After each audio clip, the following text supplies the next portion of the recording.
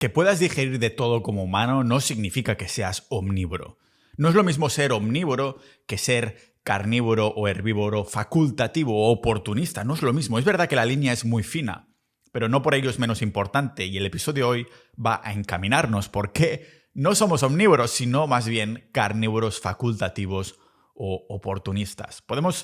No hay que hipotetizar, aunque vamos a hacerlo también, lógicamente, mirando al pasado e imaginándonos cómo sería el pasado, sino que podemos ir a cualquier tribu indígena de hoy en día que exista en la actualidad y decirles, tendrías que comer balanceado y un montón de alimentos distintos, así hay que comer de todo. Esto que se escucha, es que se escucha tanto que es una maldita tontería. ¿En qué contexto ancestral tendrías acceso a todas las comidas? No podríamos estar sanos, sino... En cambio, miras estas tribus indígenas, tienen cantidad de alimentos muy limitadas y sin embargo, como esta cantidad de alimentos les nutre, ya tienen el balance, el de todo que dice la gente, que no es de tipos de alimentos, sino que es de micronutrientes y de minerales. Todos los minerales y los nutrientes que puedes llegar a tener de forma balanceada, esto es lo que importa y lo que tendrías que tener de forma balanceada, no los tipos de comida, que tienes que meter montones de comida distinta en una ensalada para hackear la palatabilidad y pensar que tiene sabor y es sana, cuando en realidad no es así, sino ¿por qué las ensaladas no tienen un solo tipo de producto? Pues que entonces no te gustaría, ¿no? Terminarías malnutrido. Por esto digo que no es lo mismo ser omnívoro. Omnívoro es un animal, una especie que puede y debe comer de todo. Sin embargo, un carnívoro facultativo no es lo mismo que un carnívoro puro, como por ejemplo un león o un tigre, sino más bien como el lobo o la hiena, que también son animales facultativos o oportunistas, carnívoros facultativos o oportunistas. Son carroñeros que también consumen principalmente carne, pero pueden sobrevivir, y aquí la palabra clave es sobrevivir con otros alimentos, la fruta, la verdura, los cereales.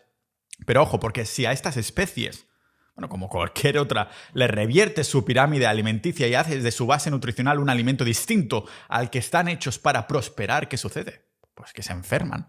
Las enfermedades son una pista importante, lógica y de sentido común de que un ser vivo no está viviendo en sintonía con su biología, con su naturaleza. Y qué casualidad que esto es lo que estamos viendo con los lobos domésticos, que son los perros, que también hemos sacado de su hábitat, y digo también porque también nos hemos sacado a nosotros mismos de nuestro hábitat. Al fin y al cabo, desde la invención de la agricultura, nos sacamos de este hábitat más nómada, más de caza, para tener más prosperación, no sé si existe la palabra, para prosperar en términos económicos, que ha sido un factor absolutamente vital para estar en la sociedad moderna que estamos hoy en día, en los seres humanos.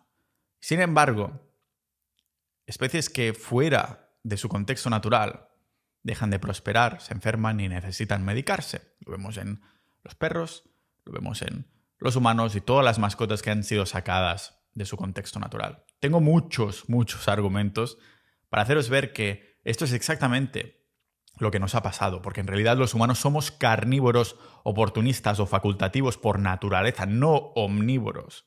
Vamos a indagar en esta línea y esta diferencia hoy, que es muy importante. O sea que es casualidad que hoy en día tengamos enfermedades que nuestros ancestros, los de antes de la agricultura estoy hablando, no habían vivido. Por esto os he retado a muchos a este mes de enero, el mes de la dieta carnívora internacionalmente. Este es mi tercer año haciendo la dieta carnívora y voy a seguir siguiéndola porque es cuando me he sentido mejor mentalmente, emocionalmente, físicamente, haciendo deporte, de productividad, absolutamente de todo.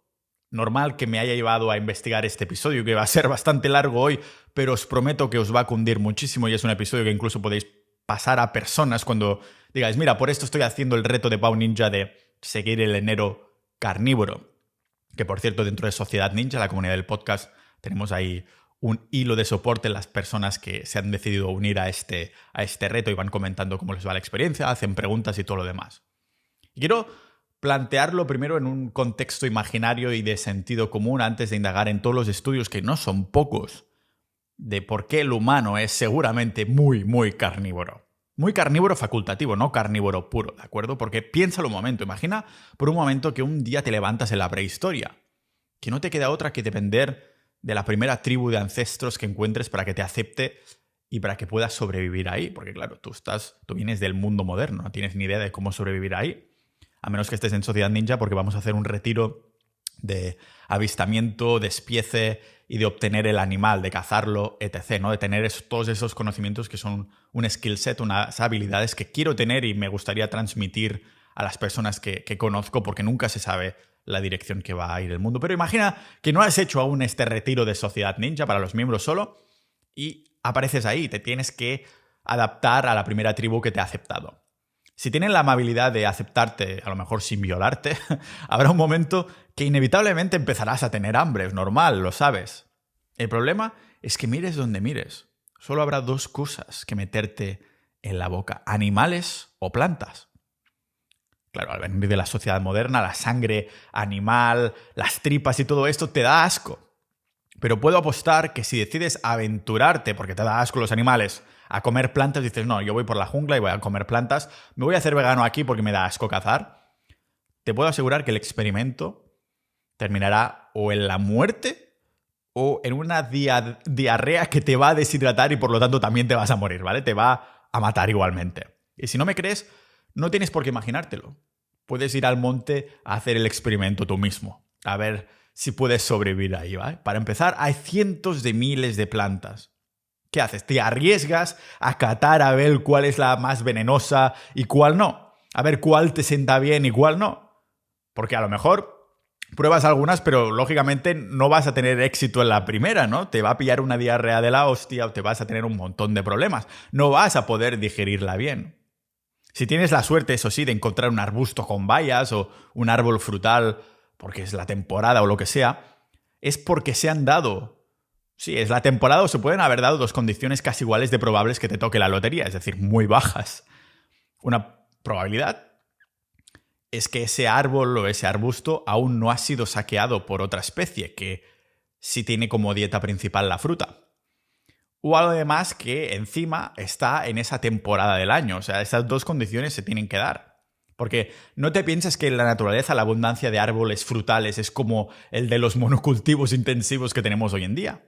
En ese apretón de suerte que acabas de tener, lo más sensible, si encuentras el árbol frutal de temporada y que no ha sido saqueado aún, lo más sensible será atiborrarte de todas esas frutas y bayas, pero ¿te llenarás o seguirás con hambre? ¿Cuánto tiempo podrás seguir antes de volver a encontrar uno? Y sobre todo, ¿de dónde sacas el resto de vitaminas, minerales y la energía, las calorías que necesitas? Así que en este contexto sigues con hambre constante y decides que te vas con la tribu a cazar finalmente, o al menos a mirar de lejos y rezar para que te den un trozo de la presa. Al fin y al cabo, los animales están disponibles los 365 días del año, en cualquier estación del año. Aquí en Estonia, por ejemplo, está nevado, ahora mismo estamos a -27, y el otro día que hice un tour con el tren, sí, hay esos arbustos, hay alces y, bueno, los osos están hibernando, pero hay animales salvajes que están consumiendo la poca vegetación que nosotros no podemos digerir y que podrías cazar potencialmente, ¿no? Esos animales que sí consumen esa vegetación, ¿sabes? Animales que están disponibles 365 días del año, como digo, en cualquier estación del año y en todos los lugares del planeta. No tienes que estar en el trópico esperando que ahí salga la fruta, porque si estás un poco en el norte ya no sale durante el invierno. Entonces, no es casualidad que cada vez que vayamos al baño la naturaleza nos esté dando otra pista de lo que nos sienta bien. Y es que el mejor de los hábitos saludables para tu sistema digestivo, sabéis que es comer carne. Indagué a fondo en esto en el episodio 512 con un montón de estudios. Por esto no ensuciamos el papel los que seguimos la dieta carnívora, porque aprovechamos cada maldita molécula, no si nos basamos en plantas. Vale, sí, quizás cuando ves que abren ese mamut en ese contexto ancestral ahora que has vuelto a la prehistoria, o ves que abren a ese ciervo en canal por primera vez, te da asco. Pero no está tan mal porque vomitas esas plantas que te habías aventurado a probar. Seguramente sería el primer detox de la historia.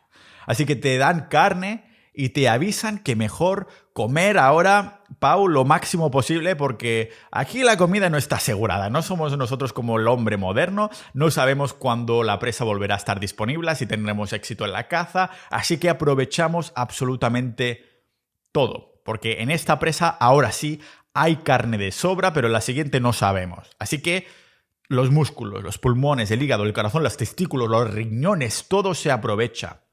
En un entorno de supervivencia, ¿elegiríamos entre miles de plantas potencialmente venenosas, sin calorías, sin energía, sin nutrientes, con poca densidad nutricional y calórica?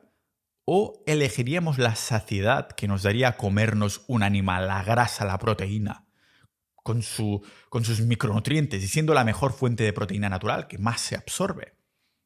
Ya haré un episodio de la proteína natural y de la mierda de la soja y todas las proteínas vegetales más adelante, ¿vale?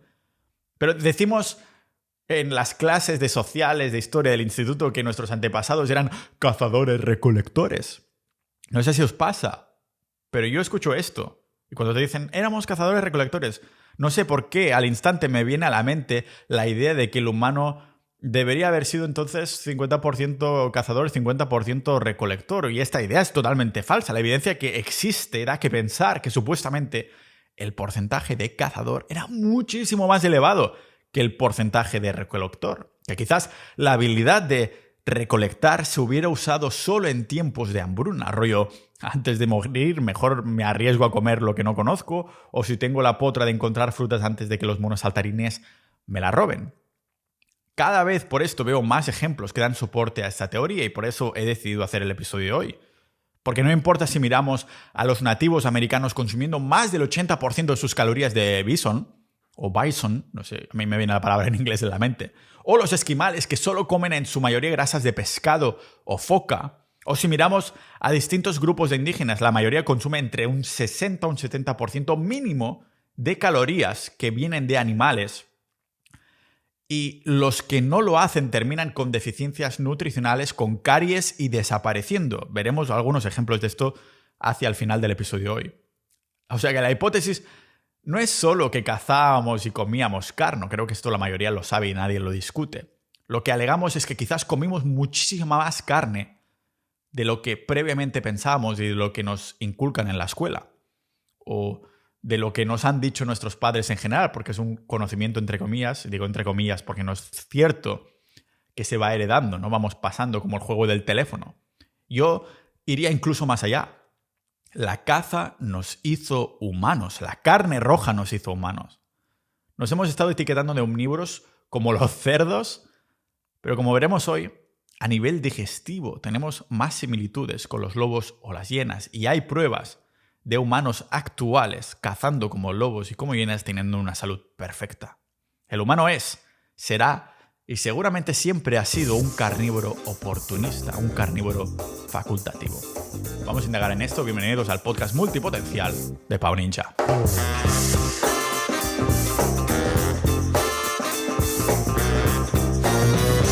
Antes de continuar con el episodio, decirte menos de un minutito que en la tienda de Pau Ninja tienes las mejores gafas antiluz azul del mercado. En serio, son las mejores en calidad, precio y funcionalidad. Además, también tienes chicles duros para marcar la mandíbula, para entrenarla, ropa antirradiaciones y más productos de biohacking que muchos ninjas de la vida usamos en nuestro día a día para combatir el entorno tóxico de la sociedad moderna. Comprando en la tienda de Pau Ninja, estás haciendo que este podcast se mantenga 100% independiente, sin publicidad de patrocinadores que puedan manchar nuestra libertad de información. Así que ármate para la vida yendo a la tienda de Pau Ninja que tienes en las notas de este episodio o buscando en Google tienda Pau Ninja.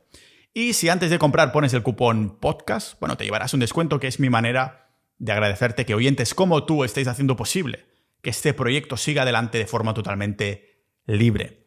Ámate la vida armándote para la vida en la tienda de Pau Ninja mientras sigues disfrutando de este episodio. ¿Cómo de desconectados estamos de nuestras raíces biológicas, ninjas de la vida, de nuestra naturaleza? ¿Y qué argumentos tendríamos para afirmar el porcentaje de cazadores que somos?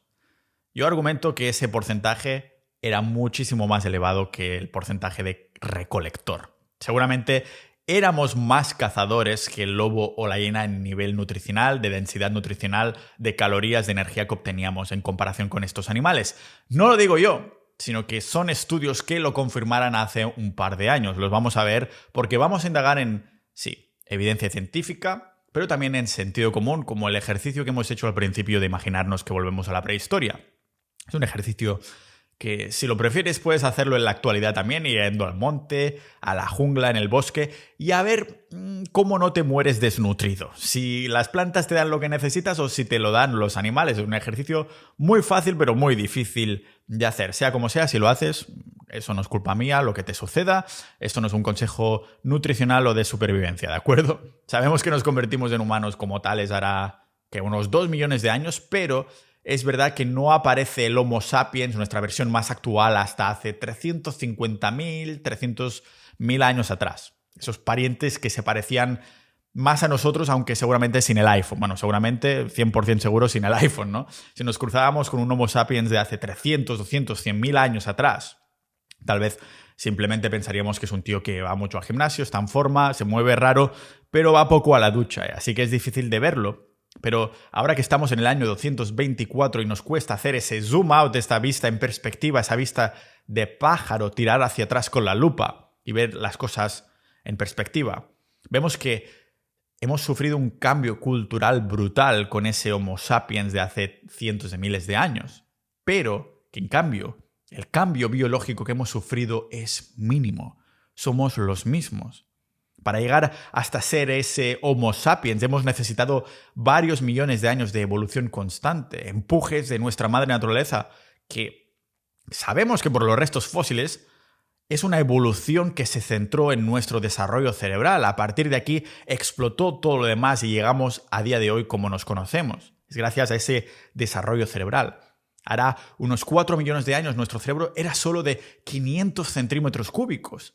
Y si hacemos un salto hacia adelante y nos plantamos, en vez de 4 millones a 1 millón de años atrás, o sea, más pronto, nuestra cabeza se dobla en capacidad. Y si avanzamos a medio millón de años, 500.000 años atrás, en vez de 1 millón, vemos que esta expansión cerebral sin precedentes ahora nos hace llegar a 1.500 centímetros cúbicos. O sea, que multiplicamos por 3 en cuestión de muy pocos años en una perspectiva relativa, lógicamente. Es muchísimo tiempo. Hace 10.000 años atrás estamos hablando de que inventamos la agricultura y sin embargo aquí estamos hablando de saltos de millones y medios millones de años. Pero a nivel de la Tierra, del tiempo que la Tierra está viviendo y cómo se avanza esa evolución, la expansión cerebral del ser humano es sin precedentes y aún así, por primera vez en la historia de nuestra evolución tenemos menos centímetros cúbicos cerebrales, lo que significa que hemos tirado hacia atrás. En centímetros cúbicos no significa necesariamente en inteligencia. ¿Por qué? Porque hemos retrocedido cerebralmente por primera vez. ¿Quién se lo explica esto? Pues muy probablemente porque dejamos de estar en nuestro entorno natural, de comer lo que habríamos comido durante cientos de miles de años. Este punto coincide casualmente con la invención de la agricultura. Una invención, sí, muy buena para el desarrollo económico, esto no te lo voy a negar, como para también el declive para nuestra salud. Es a partir de ahí que aparecen las enfermedades modernas, porque fue aquí donde domesticamos las plantas, aquí es donde incorporamos los malditos carbohidratos, donde más adelante además inventamos luces artificiales, etc. O sea, no solo añadimos estos carbohidratos a la dieta, sino que encima los hacemos la base. Dejamos de consumir menos carne para incrementar las calorías en base de carbohidratos y nuestra pirámide nutricional, como las instituciones públicas y el Estado te está diciendo, entonces se origina. Así tendrías que comer. Cuando hasta ahora solo los incluíamos muy puntualmente en la naturaleza, como hemos imaginado en la introducción, esos carbohidratos se incluirían exclusivamente en temporada, muy puntualmente y de forma muy escasa si encontrábamos arbustos o árboles frutales. De pronto, a partir de esta agricultura salen las enfermedades relacionadas con el azúcar, es decir, la diabetes, el Alzheimer, la demencia, problemas del corazón, todo lo que el azúcar, la glucosa, los picos de insulina, las enfermedades metabólicas, que en el fondo es la base de la mayoría de enfermedades, entonces se originan. Todo por ir como un salmón a contracorriente de nuestra naturaleza. Si a un herbívoro le damos el 60% de carne en su dieta, lógicamente se pondrá enfermo. Y lo mismo si a un carnívoro le damos el 60% de su dieta en plantas y cereales. ¡Qué casualidad! Es lo que hemos hecho con nosotros mismos. Pensadlo. ¿Qué nos llevó a multiplicar por 3 nuestro sistema cognitivo en un periodo tan corto de tiempo? Algo que ningún otro animal ha vivido en su evolución. No hemos visto ningún otro animal en multiplicar su sistema cognitivo, su cerebro, su capacidad de pensar, de ser creativos, etc. Pensadlo, si partimos de la base que nuestro primo lejano Homo erectus descubrió el fuego hará cosa de 1,5 millones, 1,600,000,000 de años, podemos discutir que no fue el descubrimiento del fuego lo que ayudó a catapultar nuestra capacidad cerebral. Como siempre voy poniendo en las notas del episodio todos los estudios, referencias y fuentes que estoy usando para decir todo esto. Y también, si me estáis viendo en vídeo o si queréis ver las notas del episodio, pondré unos gráficos que se ven muy claramente cómo esa catapulta del cerebro no es el fuego. El fuego queda en medio de la catapulsión del desarrollo cerebral humano. Porque no fue a partir de ahí que se catapulta este desarrollo. No, fue la carne lo que nos hizo evolucionar, no el fuego, y os lo explico. El fuego está en medio, no al inicio de esta evolución en pico del cerebro humano. Desde hace más de 4 millones de años hasta 2,5 millones de años atrás hay un crecimiento que no para, que es continuo. Si ponemos este avance cognitivo en la línea del tiempo, vemos que es a partir de esta fecha, desde el punto de los 2,5 millones de años, que nos encontramos con una expansión cerebral sin precedentes. ¿Y qué pasó hace 2,5 millones de años que nos hizo multiplicar una locura nuestra inteligencia, si no fue el fuego? Pues fue en ese momento, ninjas de la vida, que descubrimos que había habido un tipo de humano con restos de nuestro primo más lejano, este humano, había dejado algo muy interesante. Se trata del Homo habilis. Si a alguien le tenemos que dar las gracias para poder leer blogs, escuchar podcasts, mirar redes sociales, lo que sea, es al señor Homo habilis, al que se le asocia el desarrollo de las primeras herramientas primitivas. Algo muy relevante es con hipotetizar que los humanos somos muy carnívoros, porque estas herramientas no las crearon para pelar patatas o hacerse collares y cosas, sino estas herramientas fueron herramientas para cazar, para despedazar, para tratar, para procesar la carne, los animales cazados, sus órganos, su carne, su músculo. Estas herramientas fueron las catapultas de nuestra evolución porque le dieron al Homo habilis acceso a muchísima más caloría y densidad nutricional que hasta entonces no tenía. Nuestro cerebro necesita más del 20% de la energía del cuerpo, aunque en comparación nos ocupe una pequeñísima parte. Tal vez el hecho de haber podido acceder a animales más grandes, a más órganos, a más constantemente con estas herramientas y armas, nos pudo ayudar a seguir avanzando y desarrollar nuestra inteligencia, lo que explicaría la subida enorme del coeficiente intelectual desde entonces, desde el Homo habilis de nuestro pasado, que no se dispara de nuevo al descubrir el fuego, sino cuando aparecen las primeras herramientas. Herramientas que, de nuevo, no eran pelapatatas, sino de caza y procesamiento de carne. No lo puedo repetir suficiente. Casualmente, entre comillas, el cerebro humano puede usar hasta un 75% de la energía de cetonas, es decir, de la grasa, que es lo que usamos los que no comemos hidratos y solo nos alimentamos de grasas y proteínas. ¿Cómo puede ser que los que seguimos dietas cetogénicas como la carnívora no nos muramos o que el cerebro nos funcione muchísimo mejor? Pues porque el cerebro utiliza el 75% de energía de cetonas y el resto, nuestro cuerpo es capaz de convertir esa carne en glucosa, esa proteína. El cuerpo está adaptado perfectamente para obtener la glucosa que necesitemos sin obtener carbohidratos. Nunca me sale la palabra. Gluconeogénesis, de la que ya he hablado varias veces en el podcast. Sabemos que las cetonas son superiores a nivel cognitivo y de neuroadaptación en comparación con la glucosa en nuestro cerebro actual, que nuestro cerebro las prefiere antes que la glucosa. Y al igual que yo, muchos lo habréis vivido, a lo mejor lo estáis empezando a experimentar en este mes de enero carnívoro. Cuando pasamos a una dieta cetogénica alta en grasas, sin casi carbohidratos, al cabo de unas semanas experimentamos lo que se llama cetoadaptación, que no significa tener cetonas, sino que nos cetoadaptamos. Necesitas varias semanas o incluso algún par de meses en algunas personas para estar cetoadaptado, algo que indagaba en el episodio 518 de este podcast. Ahí es cuando notamos una claridad mental y un foco increíble. Es la carne, nuestro alimento base, lo que nos hace sentir bien a nivel cerebral, a nivel físico, a nivel todo.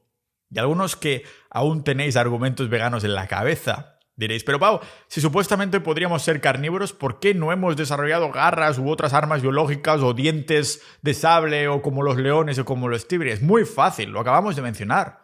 La naturaleza se toma su tiempo en la evolución.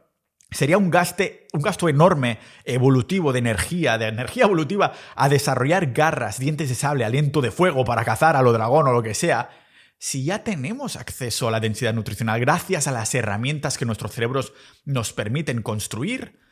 Por cierto, quiero aliento de dragones, ¿verdad? Aunque no debe estar muy alejado del aliento cetogénico que tienen algunas personas por la mañana, ¿vale? El caso es que la naturaleza no gasta energía evolutiva por nada que no sea vital para la supervivencia de la especie. ¿Y por qué tendría que gastarlo si ya tenemos acceso gracias a estas herramientas con nuestra propia naturaleza, nuestro propio cerebro nos ha hecho desarrollar? Y si no me creéis, fijaros en un chimpancé usando palos para comer hormigas, para hurgar en los agujeros de las cuevas de hormigas. La naturaleza no le ha desarrollado una boca a ese chimpancé.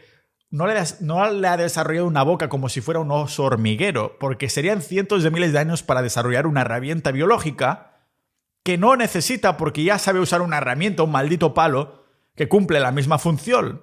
Un palo para hurgar en los agujeros, como tu ex, ¿vale? Los historiadores nos han dejado bien claro ya que esas herramientas servirían como armas para protegernos, despedazar animales, cazarlos, etc. Ya estábamos equipados biológicamente. Era nuestro cerebro como proxy para equiparnos con nuestro entorno para acceder a todo esto. No necesitamos garras, no necesitamos aliento de fuego, armas biológicas directas, si el cerebro ya lo ha hecho.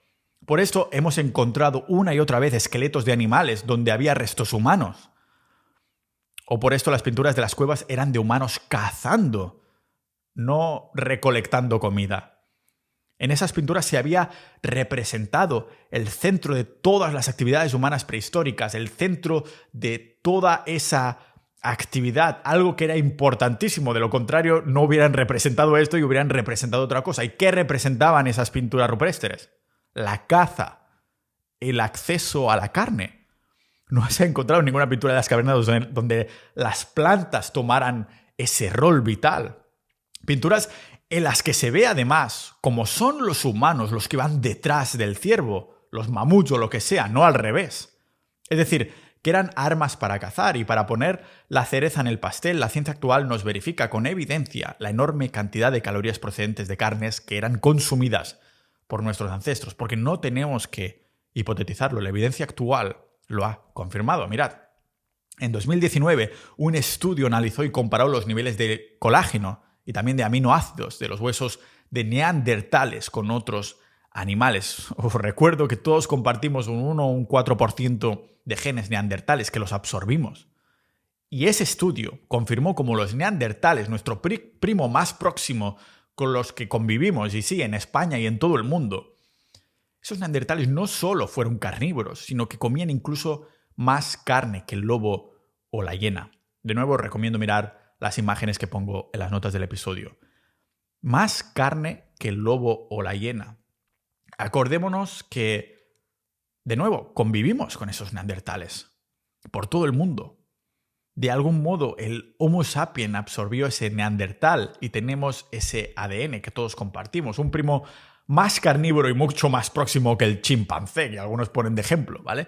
Del que aún no hemos encontrado el enlace entre el chimpancé y el humano. No se ha encontrado aún, ¿de acuerdo? Biológicamente nos hemos desarrollado para cooperar en grupo.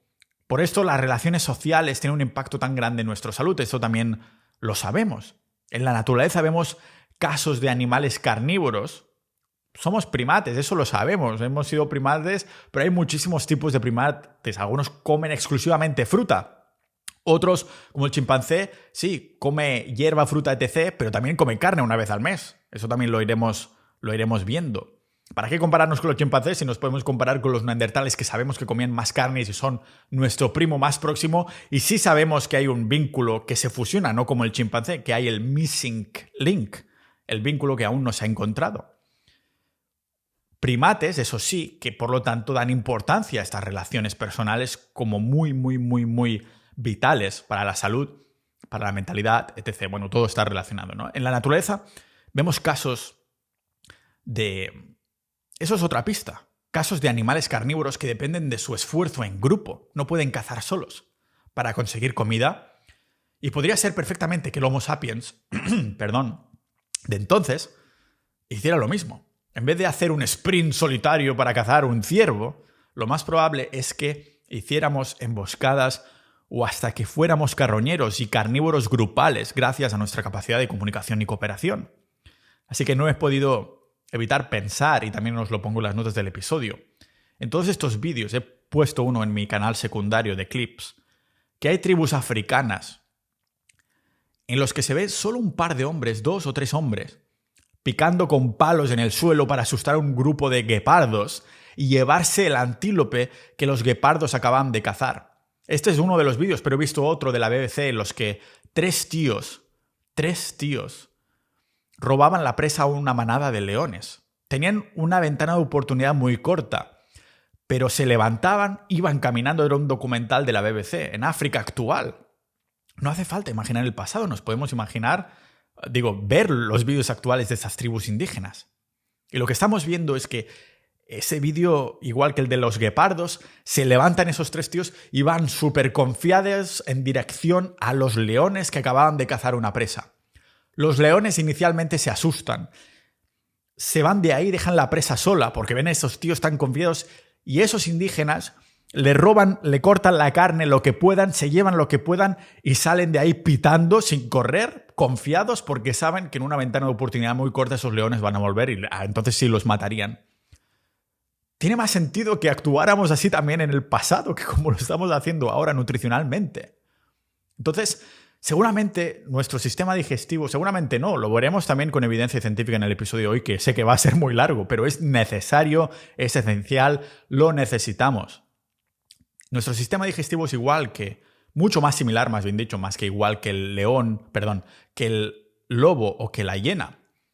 Y esos vídeos lo revelan un montón, como hubiéramos cazado seguramente utilizando nuestro cerebro, nuestra perspicacia antes que nada, ¿no?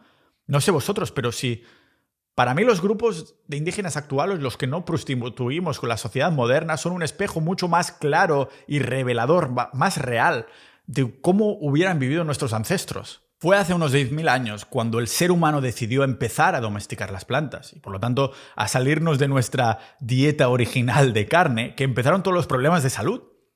Es en la postagricultura, que por primera vez en la historia, nuestra historia, se ve casos de fracturas en los huesos, osteoporosis, la calidad de huesos es inferior, nos volvemos más bajos por primera vez en la historia. O sea, la ciencia ya nos lo confirmaba, desde la invención de la agricultura somos más frágiles. ¿A qué se debe esta bajada en la calidad de vida humana y enfermedades que hasta entonces eran inexistentes? La agricultura nos llevó a deficiencias nutricionales, deficiencias de hierro, de calcio, deficiencias de montones de micronutrientes, algo que la naturaleza no había preparado.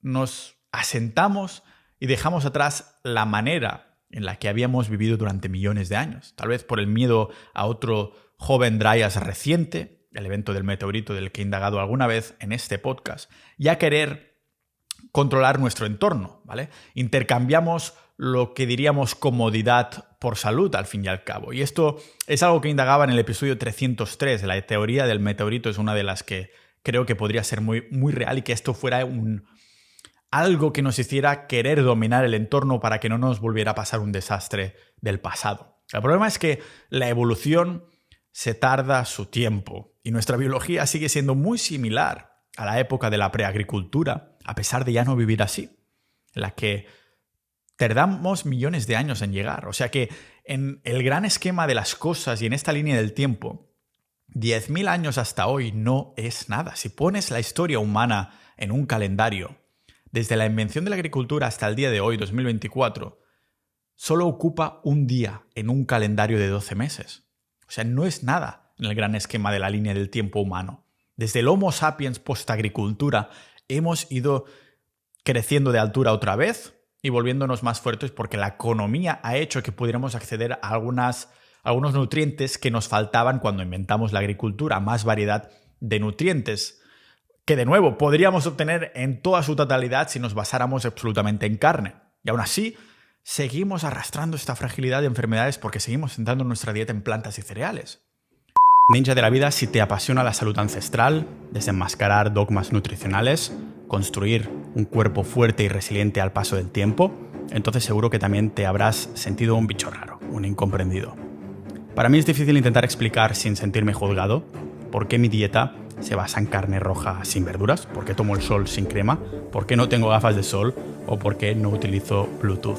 Hay días que es frustrante escuchar los juicios de personas a las que en el fondo no les interesa la salud hasta que la pierden, pero son los mismos días donde veo que la cola de la farmacia es más larga que la de la carnicería. Y recuerdo por qué tengo este podcast. Si estás aprendiendo algo de este episodio igual que yo haciéndolo, imagínate todo lo que puedes aprender de salud, cuerpo, entorno y de hábitos en nuestra comunidad privada, sociedad.ninja. Uniéndote, estarás ayudándome a divulgar, apoyando económicamente a este proyecto que es 100% libre de patrocinadores, sin publicidad, totalmente independiente y sin terceras partes que puedan manchar la genuinidad de la información. Pero no solo esto, sino que uniéndote formarás parte de una tribu de más de 1000 ninjas de la salud y de la vida como tú, que intentan mantener intacto el instinto de tener una mente curiosa, para no olvidar que los hechos y el sentido común no entienden de títulos o agendas. En Sociedad Ninja compartimos datos, debates, experiencias de nutrición, fitness, salud y noticias que no verás en los medios tradicionales, pero sobre todo compartimos valores. Entra a formar parte de un círculo de personas con esta llama interior que quieren encender más que el fuego de campamento que usaron nuestros ancestros, también para transmitirse experiencias, historias, sed de aprendizaje, pensamiento crítico, inquietudes e información crucial para la supervivencia. Porque estamos ante la supervivencia de la salud del hombre y lo que sepamos ahora nos avanzará a los cambios que nos deparen los mercados. No creo que haya sido alguna vez algún encuentro o un retiro de fin de semana donde las comidas sean exclusivamente de carne de pasto. Pues así lucen los retiros y quedadas de Sociedad Ninja que organizamos por toda España y alrededor del mundo.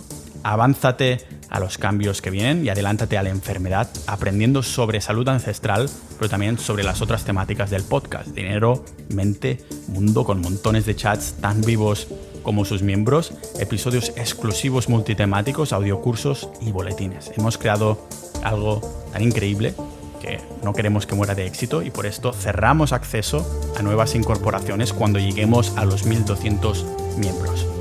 Únete ya a Sociedad Ninja y conviértete en un ninja de la vida. Obtenemos otra pista de esta antifragilidad originaria humana si nos miramos en el espejo. Os sacáis la camiseta, os vais a mirar en el espejo, hacéis unas poses de bíceps y mirad lo que quiero decir. Nuestra anatomía actual explicaría por qué somos quienes somos, qué utilidad nos aportamos a nosotros mismos, incluso qué dieta es la original, qué aportamos a nuestra especie en el contexto de cooperación. En nuestra anatomía destacan unos hombros sin igual, unos deltoides increíbles, unos hombros 3D, como dicen los culturistas, únicos.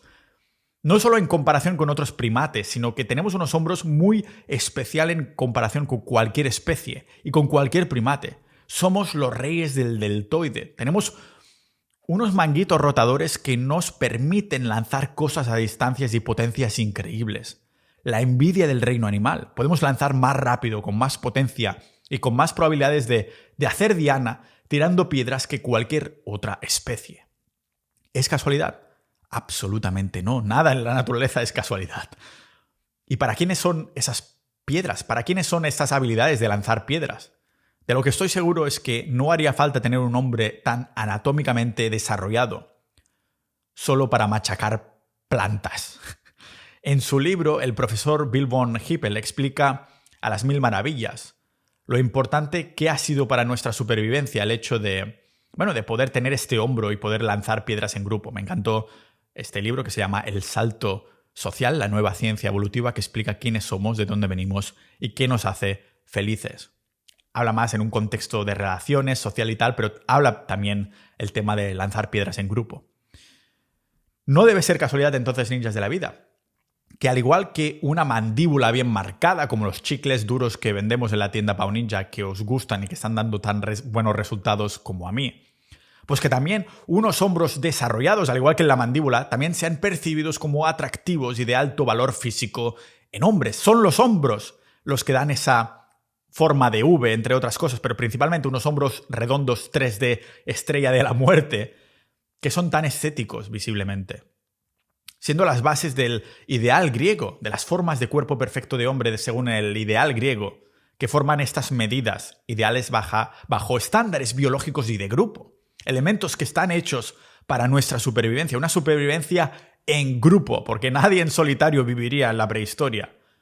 La manera de comunicar que tendríamos en grupo y que tenemos y que tienen los carnívoros va mucho más allá de las palabras como tenemos en el ser humano, que es algo que sí, vemos en la sociedad moderna, pero sabemos la comunicación no verbal tiene un valor absolutamente incalculable en todos los grupos de animales que cazan. Los expertos en comunicación, como el psicólogo Albert Mehrabian, han concluido que la mayor parte de nuestra comunicación es no verbal. Esto creo que es algo que no viene de nuevo para la mayoría de vosotros. O más bien, deberíamos decir que nuestra comunicación es sutil porque cobra mucha más importancia, por ejemplo, el tono de voz, más que lo que decimos. Por esto, a veces mandas un mensaje de texto y se te confunde porque querías ser un poco sarcástico, el tono importaba, ¿no? Y esto vendría a ser una respuesta biológica de las neuronas espejo y la empatía. La empatía nos sirve para entender cómo alguien se siente o qué va a hacer en algún momento concreto, que tiene mucho que ver con la teoría de ser carnívoro, ¿vale? Ya os podéis imaginar que esto sería súper útil en un momento de supervivencia y también de planear una caza. No necesitamos tener empatía si solo vamos a comer plantas, pero para cazar en grupo se hace indispensable. No es casualidad que sean los carnívoros que se potencian aún más las herramientas de comunicación no verbal. En los lobos se ve claramente, se comunican con los ojos, igual que nosotros. En esta comunicación no verbal, tanto con lobos como con humanos, tenemos algo que los chimpancés, por ejemplo, no tienen, y es la parte blanca de los ojos. Si comparamos el ojo del humano con el de un chimpancé, vemos que ellos lo tienen todo negro, mientras que nosotros tenemos la esclerótica, que es esta membrana blanca, que es una muy buena herramienta biológica para cazar en grupo, para comunicarnos, pensar en ello. Tenemos la parte blanca de los ojos para poder comunicarnos mejor sin palabras. Si tú estás detrás de un árbol, yo estoy detrás de otro, y nos miramos, lógicamente, si hablamos, nos delatamos. Pero si somos capaces de comunicar con los ojos, con señas, etc., esto es game changer, como dicen los americanos, ¿no? En una manada de lobos la empatía sería igual de importante que en una emboscada humana en la prehistoria. Por eso los lobos también tienen esta parte blanca de los ojos. Que no os digo que esta parte sea el único indicador, pero es uno de los indicadores, uno de los puzzles. Y de nuevo, recordemos que la naturaleza no hace nada por casualidad. En un entorno en el que el ruido que haces te delata, poder indicar lo que quieres hacer con los ojos es una ventaja que puede hacer la diferencia entre si hoy comemos o no, entre si hoy nos matan o no. Es por esto que lo más probable es que ese Homo sapiens estuviera mucho más en forma, sin tener que preocuparse de adelgazar caminando 15 kilómetros al día, que fuera una gente que lo hiciera sin pensarlo, que es una capacidad aeróbica que parece que hemos perdido esa comodidad, ¿no?, de la civilización. Podría haber sido, sin embargo, esa capacidad aeróbica de caminar tanto diariamente, una capacidad, un recurso indispensable, creado también para cazar, para acceder a la carne. ¿Cuál sería nuestra ventaja? Pues básicamente el sudor. ¿Os habéis preguntado nunca por qué sudamos con lo asqueroso que es? No es solo una forma de eliminar metales pesados. Por eso la sauna funciona también para esto.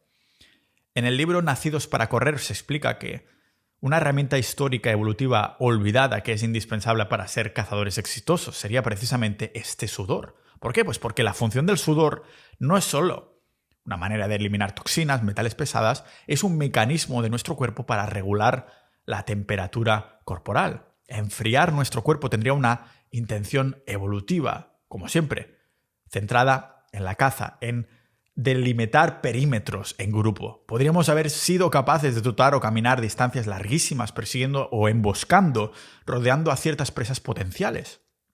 En esta situación, el sudor sería indispensable para mantener una temperatura corporal que nos mantuviera constantes. Esta sería la palabra, constantes. Hemos visto personas capaces de correr durante días, maratones, ultramaratones, Ironmans, unos monstruos de la capacidad cardiovascular, he dicho cardiomuscular, no sé si existe.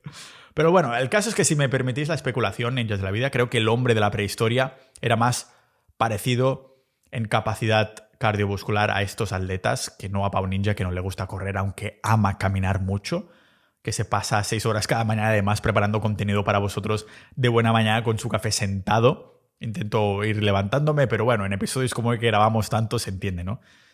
Aunque también tengo que sincerarme, no creo que llegaran a estos extremos como hacen los ultramaratonianos deportistas de élites, que en el fondo parecen unos malditos malnutridos por una buena razón. A lo mejor tendríamos que haber cubierto tantas distancias muy puntualmente, pero no creo que tuviéramos que caminar cientos de kilómetros como hacen algunos locos.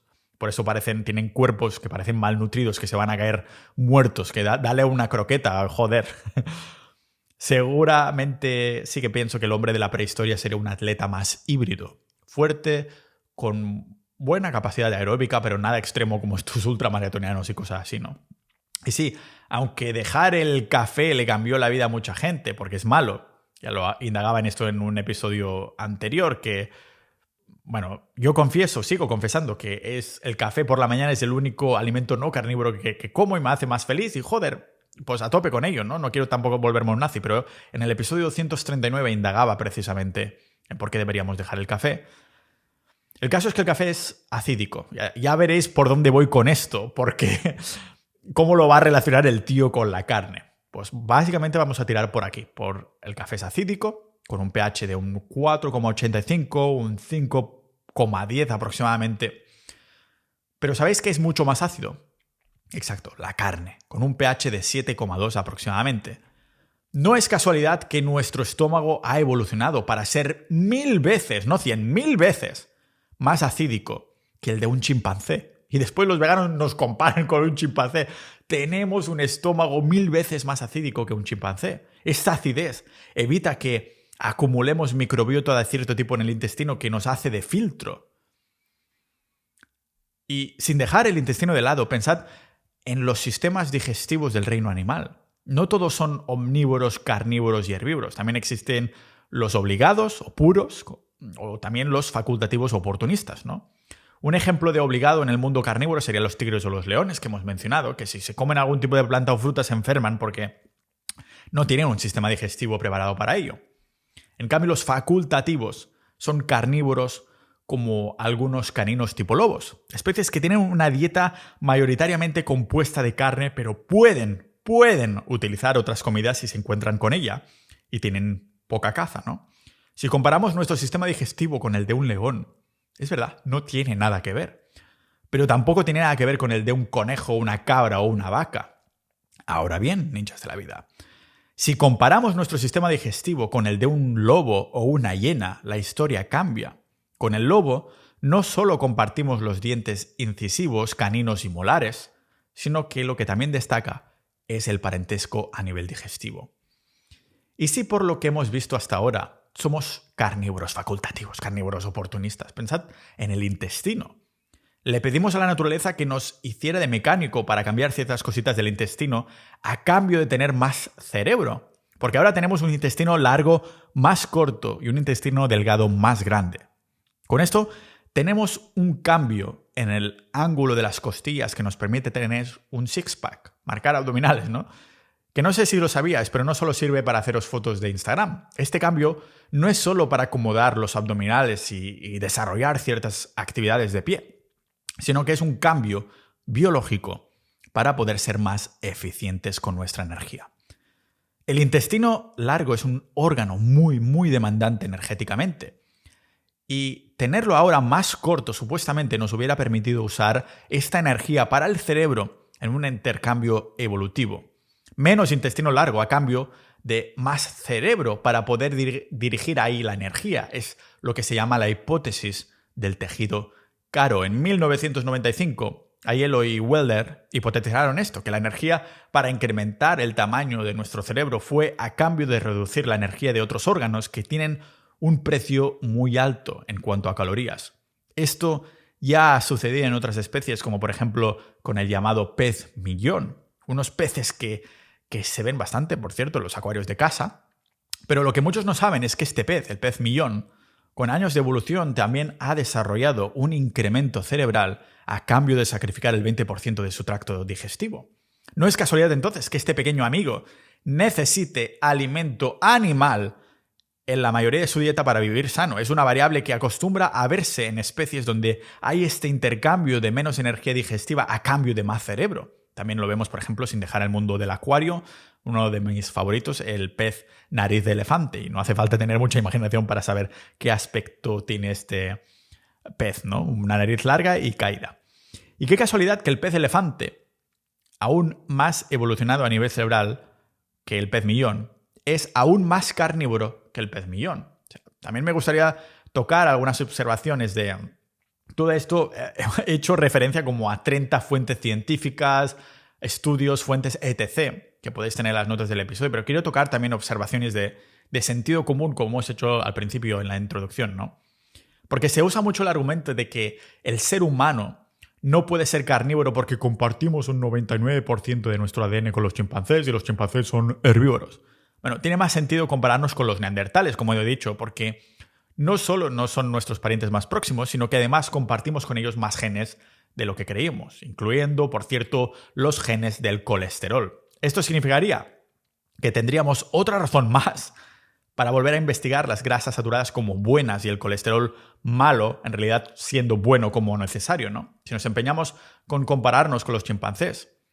Algo que aprendí del par de libros que leí de la etóloga Jane Goodall es que, aparte de la envidia que le tengo por haber vivido en África explorando esas especies, hay una parte muy oscura del mundo del chimpancé. Bueno, en la naturaleza, todo el mundo se piensa que la naturaleza es viva belleza y tal, pero en realidad es yin y yang, es el caos y la belleza, por igual. Si no, ve a vivir en la naturaleza y mira cómo cazan las especies, ¿no? Tal vez es la parte que estos chimpancés los hace acercar más a los humanos, y es que son brutales. Desmiembran a sus enemigos sin piedad, a sus presas. Es que los chimpancés también son facultativos, pero no carnívoros facultativos como nosotros, sino herbívoros facultativos. Es decir, que comen mayoritariamente plantas y frutos, pero de vez en cuando nos los encontramos cazando y comiendo pequeños animales. Jane Goodall, en su libro que me leí, que se llama En la senda del hombre, comentaba cómo acostumbran a cazar y comer carne una vez al mes, pero que hay algunas otras comunidades de chimpancés que cazan demasiado en comparación con la especie. En vez de una vez al mes, cazan una vez a la semana o cada 2 semanas. Estamos hablando de comunidades que cazan mucho más. ¿De acuerdo? Con esto, lo que vemos, aparte del horror que supone ver estos vídeos, es que tienen cierta equipación intestinal, aunque no tanto como nosotros, no solo para digerir los animales, sino incluso para querer hacerlo. A ver si el planeta de los simios se va a hacer una realidad. Y sin salir mucho de esta rama, nunca mejor dicho, si vamos a otro primo nuestro, el gorila, Robert Yerkes encontró en 1929 que en la naturaleza esta especie, el gorila, tiene muchos protozoos, que son unos microorganismos que les ayudan a digerir bien las plantas. En cambio, en captividad, Robert Yerkes se dio cuenta que los gorilas van perdiendo estas enzimas, haciendo que el grandullón se vaya volviendo cada vez más eficiente con proteína animal en vez de vegetal. Total, que el gorila en captividad termina necesitando carne, leche y proteína animal para seguir sano. Y es que, aunque pensemos que el gorila como herbívoro, también consumen su ración de proteína y grasa animal en forma de insectos y estas otras pequeñas criaturas que también cazan, ¿no? Lo que quiero ilustrar, ninjas de la vida, con esto es que estos primates no son solo herbívoros estrictos, son herbívoros facultativos. Facultativos como nosotros los humanos, pero que en nuestro caso necesitamos una base de carne para estar sanos, pero pudiendo comer algo más de vez en cuando a modo de supervivencia. Comer un animal de la nariz a la cola no solo nos da los nutrientes que necesitamos, sino que además no interfiere con la biodisponibilidad de nuestro cuerpo. El doctor Barry Groves hizo un genial trabajo, por cierto, de investigación en 2002, donde comentaba cómo los humanos tenemos el sabor de la dulzura por alguna razón, que en la naturaleza nada es casualidad. Lo que nos hace pensar que la fruta y la miel podrían haber formado una parte de nuestra dieta porque, aunque no tienen ni proteínas ni minerales, si reaccionamos al sabor dulce. O sea, tenemos el sabor dulce por algún motivo. Ahora bien, ¿qué parte de nuestra dieta tiene que cubrir ese sabor dulce? ¿Mucha o poca fruta en todas las estaciones del año o qué? Pues se ha visto en la historia de que las tribus humanas que han basado en exclusiva su dieta en fruta y miel han terminado desapareciendo por culpa de las caries y enfermedades del azúcar. El doctor Barry Groves concluía que la totalidad de la evidencia demuestra que el sistema digestivo del ser humano es extremadamente ineficiente cuando le toca manejar comida de origen vegetal en cantidades elevadas específicamente, ¿no? Y ya sabemos que un animal que pierde sus dientes de la naturaleza, como estas tribus que basan su dieta en eso, no sobreviven mucho tiempo en la naturaleza. Sin bacterias ni enzimas que sean capaces de romper las paredes de las células para liberar pequeñas cantidades de nutrientes ahí dentro, solo podemos comer muchas de estas comidas solo después de que se hayan cocinado. Precisamente porque la naturaleza ha tenido la intención de que todas las comidas sean comidas crudas, es imposible que las plantas hayan formado una parte importante de nuestra dieta durante nuestra evolución.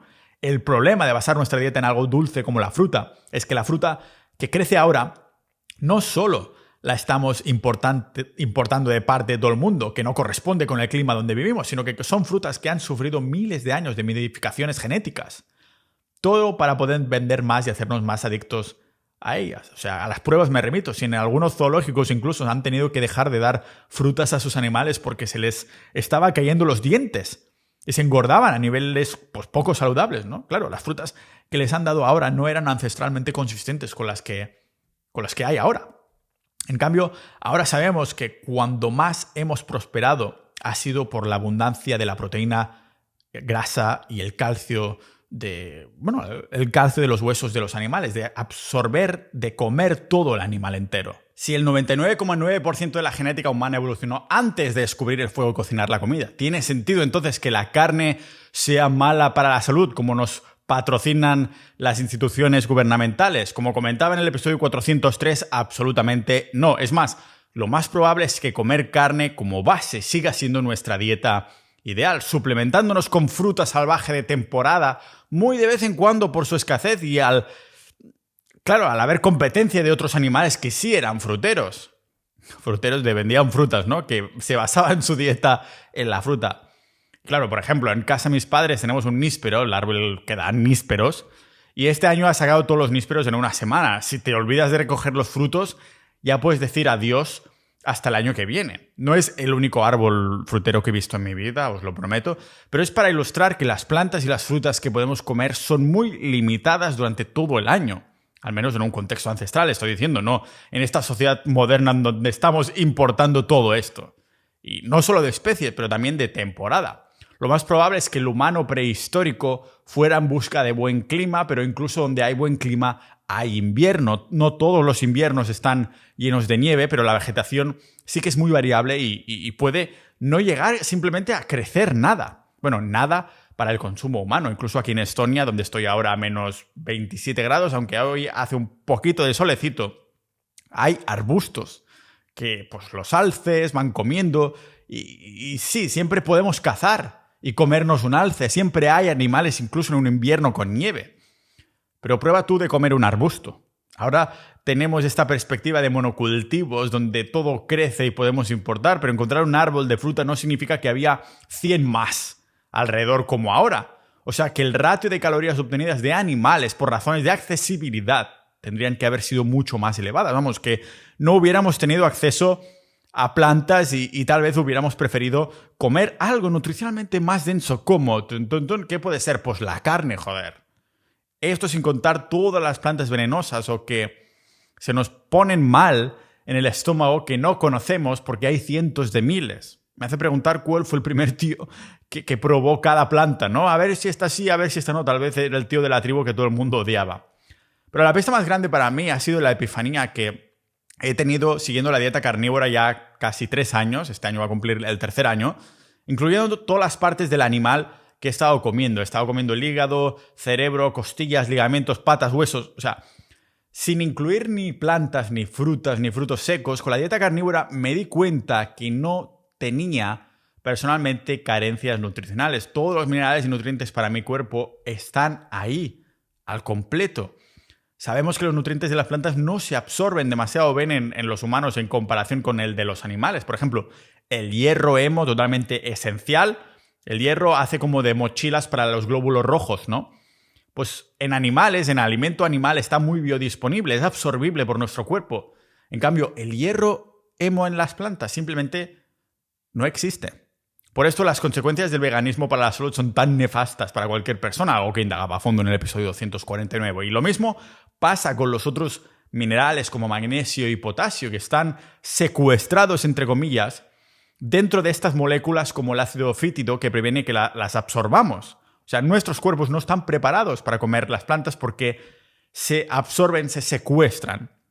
Es algo que indagaba a fondo en el episodio 177, porque la lista de antinutrientes que tienen las plantas es realmente larga. Encima, también puede hacer que absorbamos mal otros nutrientes como los de iones de carga positiva, como el zinc, el cobre, el magnesio y el calcio, ¿no? Considerando lo más importante que es el hierro o el resto de minerales para el humano, es otra pista, al menos como lo veo yo, de la naturaleza, que nos podría indicar que lo que necesitamos, lo necesitamos de los animales, no de las plantas. ¿Dónde hay otra pista? Pues en las propias plantas. La mayoría de las plantas son estacionales y durante sus millones de años de evolución han desarrollado sistemas de defensa. ¿Qué pasa? Que mientras nosotros tenemos extremidades y libertad de movimiento, las plantas han evolucionado por la vía biológica, han evolucionado creando pesticidas naturales para mantener a los animales que se las quieren comer a raya. Fliparías de los miles de pesticidas naturales que se encuentran en las plantas. Y no porque no nos maten instantáneamente, no significa que no sea bueno. El doctor Sean Baker decía que es como si cada día te doy poniendo un poquito de veneno en la comida, ¿no? Estas toxinas, como los taninos o los oxalatos, estos antinutrientes que secuestran estos minerales, pueden ser muy tóxicos a largo plazo para los humanos cuando nos lo vamos consumiendo. Los oxalatos es lo que forma las piedras del riñón, por ejemplo, y esto es solo un ejemplo. Y sobre todo cuando los comemos en abundancia. En cambio, una vaca con sus 4 estómagos está mucho más equipada para digerir las plantas. Es como si la naturaleza hiciera competir la planta contra el herbívoro para ver quién tiene la última palabra, pero no para un carnívoro facultativo oportunista como es el ser humano. ¿Por qué os pensáis que los bebés repudian la verdura y le tienes que obligar a comerse el brócoli pensando que es bueno para él? Fácil, porque aún tienen sus instintos intactos. Si realmente nuestro sistema digestivo no estuviera hecho para tolerar las plantas más que como el alimento de emergencia en situaciones de supervivencia, ¿qué nos queda? Pues la carne, ninjas de la vida. Podemos comer virtualmente muchos más tipos de animales que tipos de plantas podemos comer. Y de nuevo, reiterar que cuando digo carne me refiero a tanto músculos como órganos, porque en esta combinación hay todo lo que un humano necesita nutricionalmente, sin antinutrientes ni pesticidas naturales que bloqueen la absorción. Me acuerdo que cuando empecé la dieta carnívora, siguiendo mi sueño, ya vi una mejora importantísima en el resting heart rate, en el corazón. No sé ahora cómo se traduce el resting heart rate, pero con el Oura Ring, el anillo que utilizo para mirar qué tal he dormido y toda la mandanga, pude ver que desde el día 1 de empezar con la dieta carnívora, era casi 3 años atrás, enero, febrero, marzo, en mayo de hace 3 años atrás, lo vi muy claramente, una bajada, una mejor recuperación en el sueño, y era por haber cambiado esta dieta carnívora. Nos hemos desconectado de lo que teníamos que comer inicialmente. Esta es la hipótesis, seguramente sí. Y sé que para muchos comer carne nos puede hacer pesada para digerir, eso dice la peña. Es un proceso lento y tedioso, eso es verdad. Pero ¿quién dice que el proceso tiene que ser rápido? Todo en la naturaleza se va a tomar el tiempo que necesite. Y sí, es lento y tedioso si lo comparamos con las verduras, pero ¿y si nos hemos acostumbrado a comer cada vez más para que lo necesitáramos? Es decir, nos cuesta digerir y tarda lo suyo, pero eso bajo el contexto de que volveremos a comer al cabo de 2 horas. Esto es lo que hemos adoptado de la cultura del carbohidrato, de los cereales. Cuando me pasé la dieta carnívora, lo primero que noté es una saciedad enorme. Meterme un plato de 1 kilo de carne será pesado, pero sé que no me picará el apetito hasta el cabo de 5 horas, literalmente. La conclusión es que, aunque se le acostumbra a confundir por omnívoro, el ser humano somos, en el fondo, carnívoros facultativos o carnívoros oportunistas.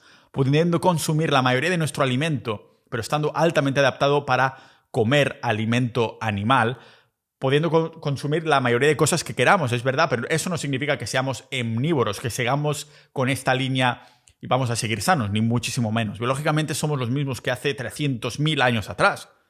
Los mismos dientes, el mismo sistema digestivo, pero nos hemos distanciado totalmente de este pasado, que biológicamente sigue siendo nuestro presente.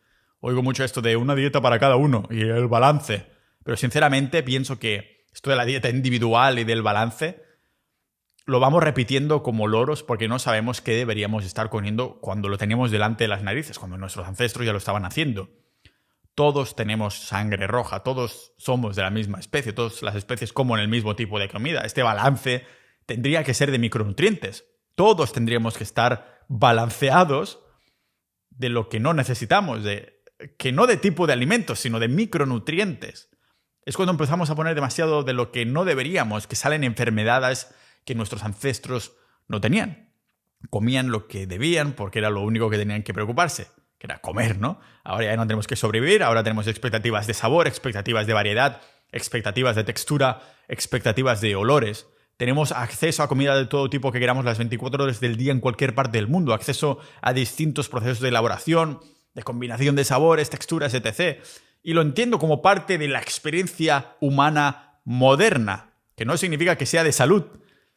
Pero ¿qué queréis que os diga, ninjas de la vida? Experimentando con la dieta carnívora se siente jodidamente bien volver a tener un buen estado de ánimo constante, sin picos y bajadas de energía. Si algún día os retáis a un enero carnívoro o hacerlo en cualquier otro mes, durante solo productos animales, y como decía, al principio de este año os estaba retando, como en enero es el mes de la dieta carnívora, a seguirla durante el mes de enero. Pero si pillas este episodio en junio o cuando te dé la gana, simplemente rétate a estar 30 días con la dieta carnívora, aunque yo recomendaría incluso 3 meses. Solo productos animales. Si lo probáis, 3 meses que os dé al cuerpo de adaptaros a modo de cetoadaptación, adaptaros tranquilamente, que el cuerpo ajuste todos los procesos metabólicos para, vale, he vuelto a mi dieta original. El primer par de semanas vas a tener diarrea o a lo mejor estreñimiento, después el cuerpo se va a ajustar y vas a decir, joder, qué bien me siento. Si eso sucede, ¿podréis discutir que el humano no es un carnívoro facultativo?